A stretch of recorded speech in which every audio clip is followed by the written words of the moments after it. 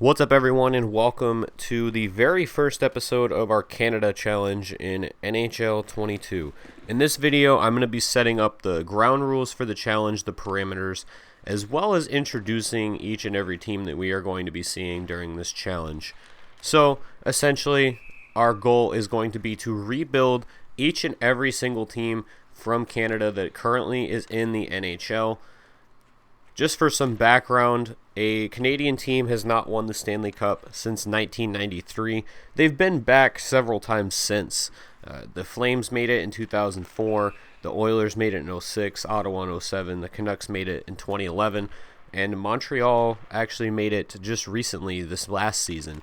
The Jets haven't made it. Well, actually, we'll get into that a little bit later. And then, most famously, the Toronto Maple Leafs have not made a Stanley Cup in the expansion era of the NHL. So it's been a very long time for them. But every other team has been back since '93, which was the Montreal Canadiens win over the Wayne Gretzky-led Los Angeles Kings. So we are going to return not only one, but all of these teams to glory. Some for the first time. It won't necessarily be a return in this calendar year. Now, my original goal, my initial goal, my stretch goal anyway, is going to be to try and do this before the Stanley Cup Finals start for this upcoming season.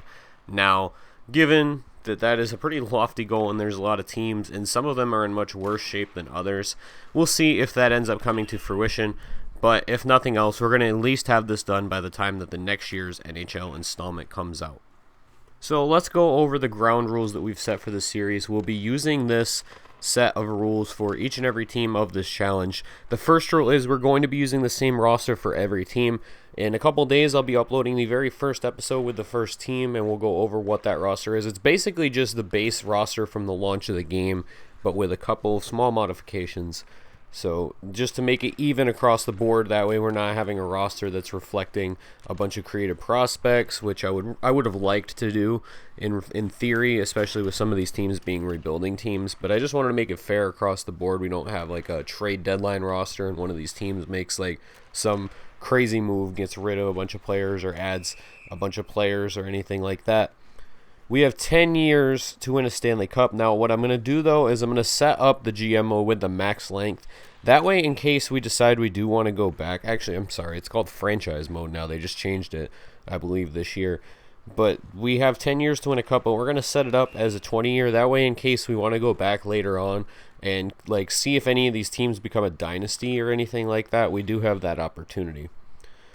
Once a cup win happens, we are going to move on to the next team. So even if, say, I get a really good team, like when I use the Winnipeg Jets or even the Toronto Maple Leafs, if we win a cup in the first year, second year, we're still going to go to the next team because the goal of this challenge isn't to build a dynasty with any of these teams. The goal is to win one title at least with every team.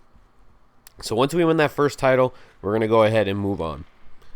So this rule I actually added. I've already completed the first team as of the time of recording this video. So I did change this about midway through. Originally I was going to have injuries on. However, I'm turning them off because I feel that it gives us not only a better chance to actually reflect the team building aspect of this challenge and how important asset management, salary cap management, everything like that is going to be, but also because I feel like the amount of injuries is a little bit unrealistic in just a couple of the other franchises I've already done. I was doing like on the side while I was working on getting this put together just to test a few things out. I noticed that it was getting a little insane. I had one player who got injured every single time I was putting him back into the lineup. So we're going to go ahead and just turn injuries off. And finally, gameplay-wise, there is going to be a little bit of gameplay. So I have set it up so that I allowed myself in the first 3 rounds of the playoffs, so the quarterfinal, the semi, and the conference final, that we can play any game, games 5 through 7 within the last 5 minutes or overtime. So basically what that's saying is after the first 2 games of each team playing at home, we can go ahead and jump in. There's a small exception for this. If it's a game 4 and we are already up 3-0, so if we have a chance to sweep, I'm going to jump in just to see the celebration and stuff like that, and maybe hold on to a victory because it's very rare that you actually see a sweep in hockey. And then in the Stanley Cup Finals, we will be allowed to jump into any game again, only within the last 5 minutes and overtime, though. So that's the gameplay rules. We're going to be playing on, I think, default all-star or simulation all-star. I think I chose 4-4 full sim. So it should be pretty challenging, and as you can probably see from the gameplay in the background, I am not the greatest NHL player who ever played. And for the final of our ground rules, which is going to transition us into briefly discussing each of these teams, we are going to be going in reverse order of all these teams by championship appearance. Since many of these teams have actually never won a Stanley Cup, or actually I shouldn't say many, but I think it's about half of these teams have never won anyway.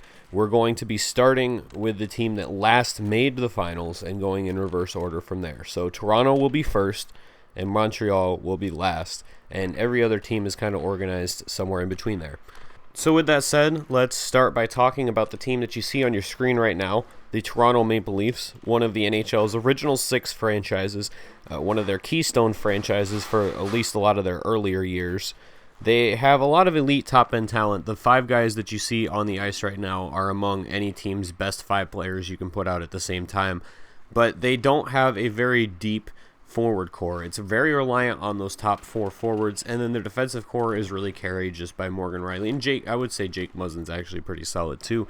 Their goaltending situation is a pretty big question mark considering that they just let Frederik Andersen go to the Carolina Hurricanes. They're going to be relying a lot on Jack Campbell and Peter Mrazek this year.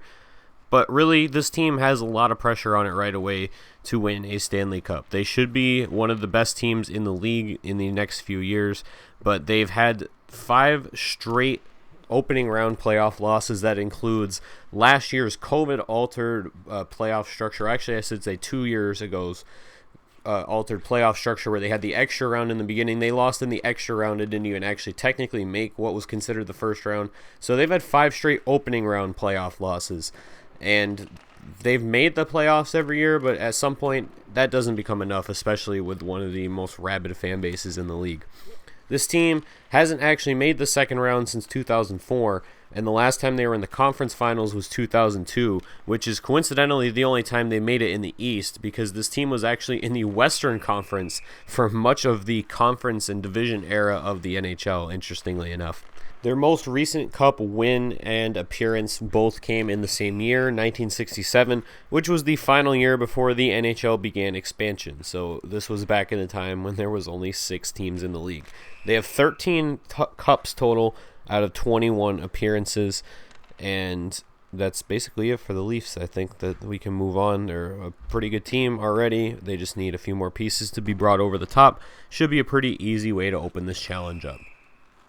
So for our next team, we had to cheat a little bit in terms of talking about last finals appearances because this team is a very new franchise, well, relatively new. They've been around since the early 2000s, technically, but they've had very little playoff success as the current iteration of their franchise. So in order to count the last time that a team with the same name was successful, we have to go all the way back to the 1970s and talk about the World Hockey Association, perhaps most famous for being the place where Wayne Gretzky got his start with the Indianapolis Racers and then later the Edmonton Oilers, to talk about the Winnipeg Jets.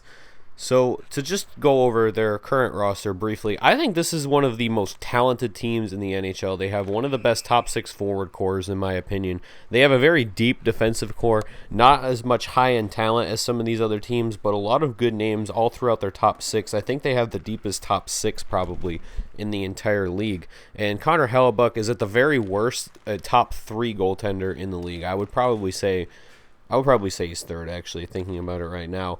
But still, that is all the makings of an elite roster. They have depth, they have talent, and it's really just been coaching for this team that's kind of held them back. For a while, it was part of the reason they were overachieving. But now that they're in the situation that they're in, I think that they need a little bit of improvement on that front to really realize the potential of this roster. So like I said, the current version of this franchise has never actually made the finals. They started out as the Atlanta Thrashers. I believe the first year that they played was in the 2000 season, the 1999 to 2000 season. But I'm not 100% sure on that. I'm trying to look it up really quick while we're sitting here. But they were relocated to Winnipeg just due to the lack of success. And in Atlanta, they never won a single playoff game. I think they only made the playoffs one time and ended up getting swept. The most notable moment in the current version of this team's run was in 2018 when they made an unexpected Cinderella run to the Western Conference Finals and ended up losing to the expansion Vegas Golden Knights, I believe, in Game 7. That was also the first year that they won their first ever playoff series and their first ever game. I believe they had gotten swept previously in their appearance before that as well. So again, to consider this team for this challenge, we have to talk about the previous version of their franchise, which is now known as the Arizona Coyotes. They moved there in 1996 as the Winnipeg Jets. Before that, they only ever advanced past the first round twice in their entire history, both in the 80s in 1985 and 1987, both times of which they got swept by the Edmonton Oilers, led by Wayne Gretzky, Mark Messier, Yari Curry, that whole group right there. So while Winnipeg may never have found NHL success, they certainly found success in the World Hockey Association, as they were the league's flagship franchise during their 7-year run. The team, while in the WHA, ended up making 5 out of the 7 Avco World Trophy Finals, which was the name of their finals. It was actually sponsored by an oil company. They made 5 out of 7 and ended up taking home 3 out of the last 4 seasons, led by NHL Hall of Famer Bobby Hall. They were one of 4 teams that were absorbed into the NHL after the WHA folded. They are the only one out of the 4, interestingly, that has not won a title.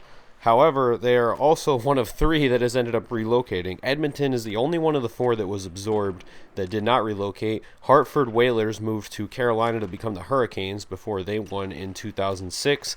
And Colorado was the city, or actually I guess the state, the Denver would be the city, where the Quebec Nordiques ended up winning their first title. So very interesting stuff there. So that's going to wrap up the Winnipeg Jets. Like I said, never really had much NHL success, but they do have an elite roster, so this should be a chance to kind of make history here. Interestingly, too, the way that this challenge ends up unfolding, it actually kind of goes from elite teams to more middle of the pack to rebuilding, back to middle of the pack, back to what I consider to be an elite team, at least in the NHL simulation. So right now we're going to talk about the Calgary Flames, who seem to end up being a ridiculous simulation team. In real life, they're much more of a middle-of-the-road team. A lot of question marks with this current core. I don't think there's any denying that Elias Lindholm and Noah Hannafin, the 2 players that this team acquired in the Dougie Hamilton trade, are talented players, but I think that you can say that they have failed to live up to the potential that led to them being big pieces in that initial trade. On top of that, you have Johnny Gaudreau, who's a pending unrestricted free agent, could just walk, so you got to make a big decision at the trade deadline. They lost Mark Giordano, their longtime captain in the expansion draft, to the Seattle Kraken, and they're kind of in a murky spot because they have to make a quick decision whether they're going to really try and add good, talented pieces to their core or if they're going to go for a full-on rebuild. And they made a big free agent signing this offseason, acquiring Blake Coleman from the Tampa Bay Lightning on a long-term deal. So I think that this is a team that thinks that with just a few additions, they can turn themselves into a cup contender. I'm not as high on that possibility. However, this game seems to really like the Calgary Flames, as they tend to become very dominant in a lot of people's franchise modes that I've seen so far. Now, to talk about just the history of this team in the background, they last made the Stanley Cup Finals in 2004. However, unlike the Winnipeg Jets and the expansion era Toronto franchise, this team has actually won a Stanley Cup. They were initially located in Atlanta as the Atlanta Flames for most of the 1970s, and even though they never won a playoff series, they made it, I believe, in all but 2 years of their existence out there, which is really good for an expansion team. A lot of expansion teams don't even see success for about the first 2 decades of their existence. Take a look like at Pittsburgh and the Los Angeles Kings. They struggled for a long time. Atlanta came out of the gate and they were a really good team, but they never were able to attract the fan base that I think a team would expect, even just being an expansion team. Excitement, the new city gets to see a new team. Atlanta's not necessarily a hockey market. That's been proven a couple times, including this one. They relocated to Calgary in 1981 and made the Stanley Cup Finals in 1986 and then again in 1989, where they ended up winning. They did advance once more to the finals in 2004 and had a 3-2 series lead over the Tampa Bay Lightning, but they lost Game 6 in double overtime and then lost the 7th game 2-1 thanks to 2 goals by the Tampa Bay Lightning winger Ruslan Fedotenko. I live in Tampa Bay, so this is like a widely talked about series. It is believed that that was not a very fairly officiated series and should have definitely gone the Flames' way, but that was the only time that they really had success during Jarome Iginla's tenure with the team. He is probably the most notable player that this franchise has ever had, but they were never able to really find a whole lot of playoff success outside of that one Stanley Cup run with him. Now, since earlier this decade, they have been pretty up and down. They've been in the playoffs, out of the playoffs, in the playoffs, out of the playoffs. And though they haven't advanced past the second round since their Stanley Cup run, they have made it in 4 out of the last 7 seasons to the playoffs, advancing to the second round twice out of those 4 appearances. And now they have an experienced Stanley Cup caliber, previously Stanley Cup caliber coach and very grizzled hockey veteran Daryl Sutter of the very famed Sutter family, and also of the Kings Stanley Cup runs of the early 10s. So we'll see if this team can rebound. Again, it's going to be kind of a quick decision with Johnny Gaudreau being a pending free agent, whether or not this team turns itself into a contender really fast or not. But there's not really a whole lot to say about this team. They're just kind of in the middle, and that's how it is. But if you want to talk about a team that's got really good elite top-end talent, then look on paper no further than the Edmonton Oilers. And you might look at this team and think, wow, they got Connor McDavid, they got Leon Draisaitl. Man, that's just as good as back in the 80s when they had Wayne Gretzky and Mark Messier. Well, let me tell you something. This team is definitely not that good. They have question marks all over their roster, despite the fact that McDavid and Draisaitl are 2 of the 3. Well, McDavid's clearly the best, but Draisaitl's probably, in my opinion, the 3rd best player in the entire league, 3rd best forward in the entire league.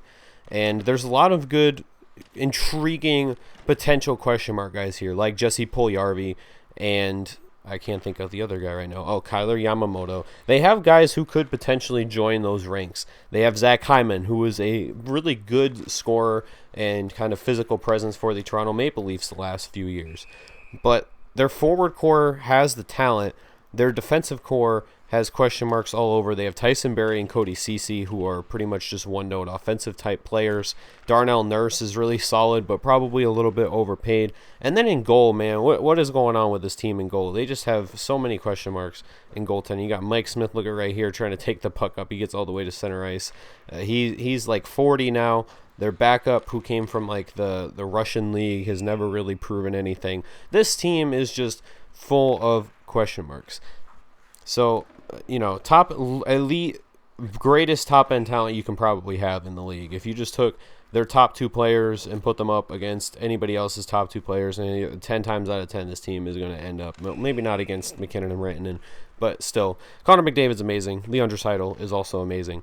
But, again, not really much of a team outside of that. In terms of historically, this was by far the NHL's signature team of the 1980s. It had a great run with Wayne Gretzky and Mark Messier, but even after trading Wayne Gretzky, this team was extremely successful. I believe they made the conference finals 4 more times after trading Wayne Gretzky, being led by Mark Messier and then their goaltender who won a Conn Smythe as well. Between 1983 and 1992, so a 10-year run, they made 8 out of 10 conference finals. They made the Stanley Cup Finals 6 times and won in their last 5 appearances. The only loss was in their first appearance against the Mike Bossy-led New York Islanders. Even outside of that amazing run, which we'll probably never see anything like that again, they did make the finals in 2006 after trading for Chris Pronger, and it was a tightly fought 7-game series against the Carolina Hurricanes. They subsequently went on for 10 straight years without making the playoffs. Since drafting Connor McDavid, they did make round 2 in McDavid and Draisaitl's second year, so not their rookie year, but the follow-up year. And then since then have been kind of in and out, just like the Flames have been inconsistently making the playoffs. But the last couple years, they both times lost in a opening round series in which they were favored, including getting swept by the Jets this year. So then they lost in the qualifying round in the COVID playoffs. So not a lot of recent success. Again, most of this team's success is mired in their 80s run, which was, again, this is probably one of the most well-known teams in the history of the NHL. Everybody knows what team Wayne Gretzky played for, and he had a hell of a team around him. But they just have never really been able to recapture even being a consistent playoff contender. This team picked like 5 times. They picked number 1 overall, or like 3 or 4 times, and one of those players is still on their team, and that's Ryan Nugent-Hopkins. So not really a great track record for this team so far, but we will see if we can pull something together. This is a team that I'm really excited for, seeing what direction we can take them in. Next up, we got the Ottawa Senators, who are surprisingly one of the more defined rosters on this list. You have a lot of in-between teams here, but this is a team that is a clear rebuilding squad, with their main focus right now being on developing their prospects into elite talent. We already have Brady Tkachuk and Thomas Chabot, who have pretty much probably filled out their potential. I don't foresee them getting a whole lot better, at least in this game. But then we got, some guys coming up like Brandstrom and Stützle, and then we got to solve the goaltending situation. We need to build out a more deep defensive core. This team has got a lot of work to do. But I think the surprising thing when I was researching this team that I figured out was that this team's actually been a lot more competitive historically than I'd expected. They've been really consistently in the playoff hunt basically every year since they were, created, making it every year from 97 to 2008, and then since 2008 up until 2017, they made it just about every other year. I believe they made out of 9, they made 5 or 6. And actually, the current playoff drought that they are experiencing has tied their longest non-playoff streak in franchise history. They are more than likely going to break that this year if things work out the way that most people expect them to do. This team's most success, of course, came during the Daniel Alfredsson and Jason Spezza era, with a few other players that they had in there as well. They had like Danny Heatley for a while. They made 2 conference finals and 1 Stanley Cup Finals in that time frame, but just were never able to take it all home. Then in the Erik Karlsson era, before trading him, they made a Cinderella run in 2017, made it all the way to the Eastern Conference Finals, double overtime in Game 7, but as everybody probably knows by this point, Pittsburgh ended up pulling that one out at the last second and went on to win the Stanley Cup. So it's always a story of what could have been, and then of course since then this team has just seemed to make the wrong moves at just about every turn, between the Matt Duchene trade and then acquiring Matt Murray. There's been a lot of detrimental moves that have been made, but they've done a good job of replenishing the prospect core. This team's got a lot of guys who are going to be ready sooner rather than later, I think, and just need to do a better job of, or a good job of kind of supplementing the players that they already have as they develop and working to continuously improve them. Again, gotta get deeper in goal, or got to get better in goal, and got to get deeper on D. But I think the forward core of prospects that this team has is going to make them a pretty solid playoff contender in the East once again, much sooner than people might expect. One of the more intriguing teams, not only for this challenge, but to follow in the NHL this season, in my opinion, is going to be the Vancouver Canucks. They're a team that just always has elite talent on their roster, and then they can never seem to have a fully elite team. They have made 3 Stanley Cup Finals throughout their history, going 0-3, 2 of which Game 7 losses, one in the 90s to the Rangers, and then in 2011 to the Boston Bruins. And that was a series in which they had a 3-2 lead. They came back from down 3-1 against the Rangers in the 90s. They are one of 2 teams in the NHL that have made multiple Stanley Cup Finals appearances but did not win, the other being Buffalo, who appeared in 75 and 90. They also almost made the Western Conference Finals in 2020, the COVID-altered season, with a very similar team to the one that they have right now, consisting of essentially the same core. They lost in Game 7 in a really tough one there. So the big thing with this team, though, is that they're very talented. I will contend that I think that this team's top 6 is among the most talented in the league. You look at the talent they have. They have 2 incredible centers. They have Elias Pettersson and Bo Horvat, who might be one of the best, most underrated at least, 1-2 punches as center. They're obviously not as talented as like McDavid and Draisaitl, but they're both really good. Bo Horvat especially one of the best two-way players in the league. Pettersson, I think, capable of being one of the best offensive players in the league if he is not there already.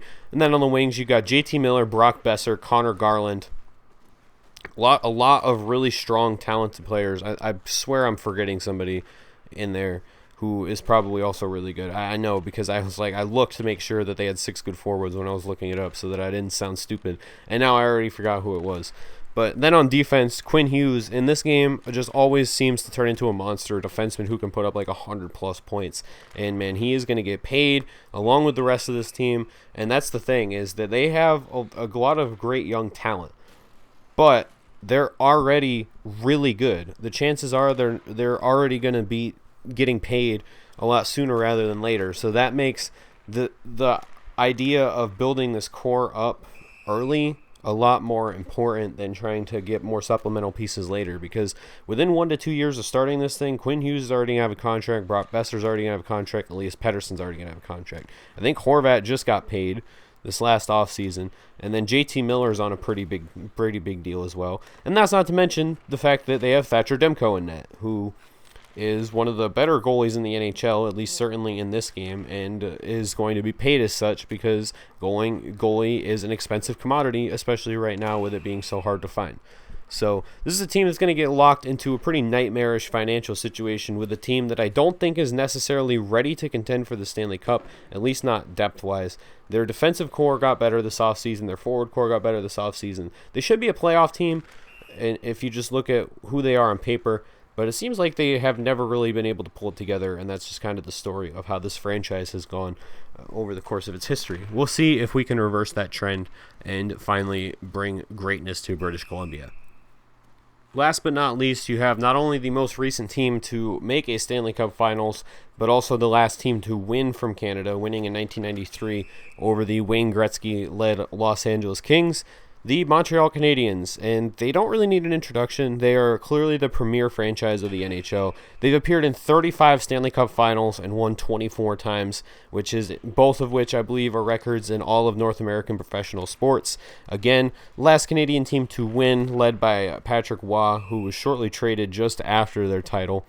They made a Cinderella run this last season to the 21 Stanley Cup Finals. I don't think anybody expected them to even be a contender. They were the last team to make it in, and they made it in the All Canada division, which was widely viewed across the league as the weakest division, and was believed that it was going to lead for an easy Final Four berth for Toronto, who this team came back from down 3-1 against in the first round, and also upset the Vegas Golden Knights in the finals, the Final Four, a team that I thought, to be honest, was going to win it all last year, or at least make it to the finals after defeating the Colorado Avalanche. Those were the two teams I thought whoever had won that series was going to end up taking the cup home. And Montreal not only won, but they took care of them. They didn't even make it go to a Game 7. They won in 6 games.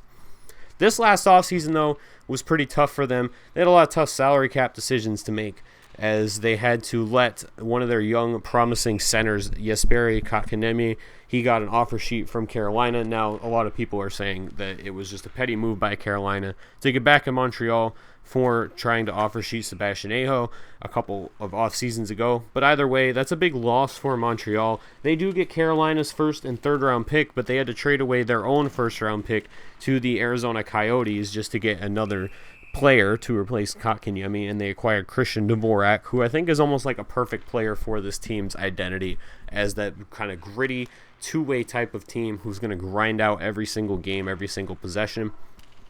They also lost Philip Deneau, who was their top center last year. He ends up going to the Los Angeles Kings, but I think that Dvorak and Suzuki as a 1-2 punch is a solid, if not phenomenal. It's definitely not great. It's not one of the better 1-2 center punches, but I think you can do much worse than Christian Dvorak as your second line center, and you can definitely do much worse than Nick Suzuki as your top line center. You can do a lot better too, but you can definitely do a lot worse. The big thing with this team, though, that I found really interesting is that since their cup run, they haven't really been all that successful of a franchise. I seem to remember this team kind of always hanging around and being pesky in the playoffs, but they haven't even really been making the playoffs as much as I had thought they had in recent times. And it might just be one of those situations where because they make the playoffs, or because they don't make the or when they do make the playoffs, I should say, they're always like advancing really like past the second round, sometimes even to the conference finals.